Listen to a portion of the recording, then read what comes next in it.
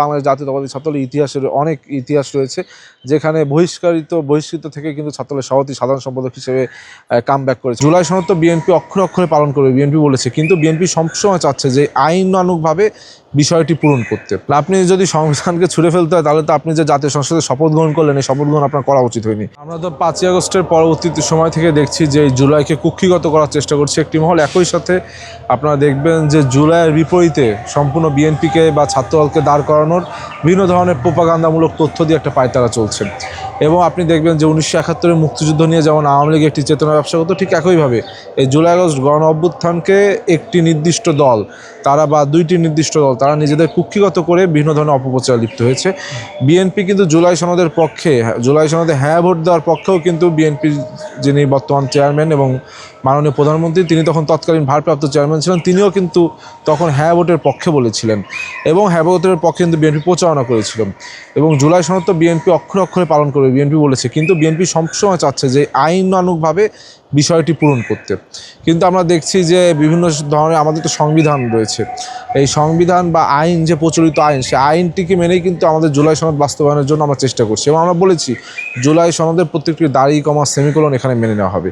কিন্তু আমরা দেখছি যে অনেকেই বিভিন্ন মিস ইনফরমেশন দিয়ে, ডিসইনফরমেশন দিয়ে তারা বলছে যে এই জুলাই সনদের পক্ষে আমরা না, এবং জুলাইয়ের মুখোমুখি দাঁড় করানোর একটা চেষ্টা করছে, যেটা আমার মনে হয়েছে যে তাদের রাজনীতি এই অভ্যুত্থানকে কেন্দ্র করে, যেহেতু তাদের উত্থান হয়েছিল, সুতরাং এই উত্থান পরবর্তী যে রাজনীতি অর্থাৎ জুলাই আগস্ট গণ অভ্যুত্থানকে তারা কুক্ষিগত করার চেষ্টা করছে, এই জন্যই তারা এই ধরনের তথ্যগুলো ছড়াচ্ছে। আপনি যদি সংবিধানকে ছুঁড়ে ফেলতে হয়, তাহলে তো আপনি যে জাতীয় সংসদে শপথ গ্রহণ করলেন, এই শপথ গ্রহণ আপনার করা উচিত হয়নি। সুতরাং আপনি সংবিধানকে বাইপাস করে বা বাইলস যেটি রয়েছে সেটিকে এক সাইড করে কিন্তু আপনি পরিচালনা করতে পারবেন না। কারণ এই রাষ্ট্র গঠন হয়েছে, 71 সালে 71-এর পরবর্তীতে 72টি সংবিধান রয়েছে, সেই সংবিধানকে আপনি চাইলে তো ছুঁড়ে ফেলতে পারবেন না। হ্যাঁ, সংবিধানে যে সংশোধনীগুলো পরবর্তীতে আনা হয়েছে, যেগুলো জন আকাঙ্ক্ষার বিপরীতে গিয়েছে, সেগুলো নিয়ে আমরা সংশোধনের কাজ করতে পারি। কিন্তু তাই বলে পুরো সংবিধানকে যদি ছুঁড়ে ফেলে দেওয়া হয়, তাহলে তো বাংলাদেশের যে আমাদের যে অস্তিত্ব, জাতীয় সংসদের অস্তিত্বই থাকবে না। সুতরাং এইগুলো আমার মনে হয়েছে বিভিন্ন রাজনৈতিক রেটোরিক্যাল বক্তব্য, যেগুলোর সাথে বাস্তবিকতার কোনো মিল নেই। ছাত্রদল তো আপনার বর্তমান যে কেন্দ্রীয় কমিটি রয়েছে এবং ঢাকা বিশ্ববিদ্যালয় কমিটি রয়েছে, সেই কমিটিগুলো মেয়াদ উত্তীর্ণ সময় পার করছে।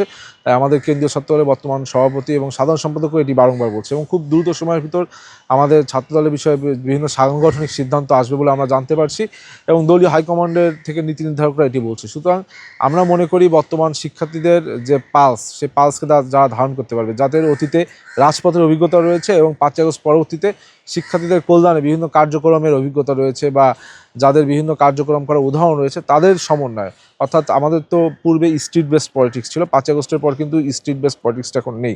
এখন আছে পলিসি বেসড পলিটিক্স এবং হচ্ছে সোশ্যাল এবং স্টুডেন্ট ওয়েলফেয়ার বেসড পলিটিক্স।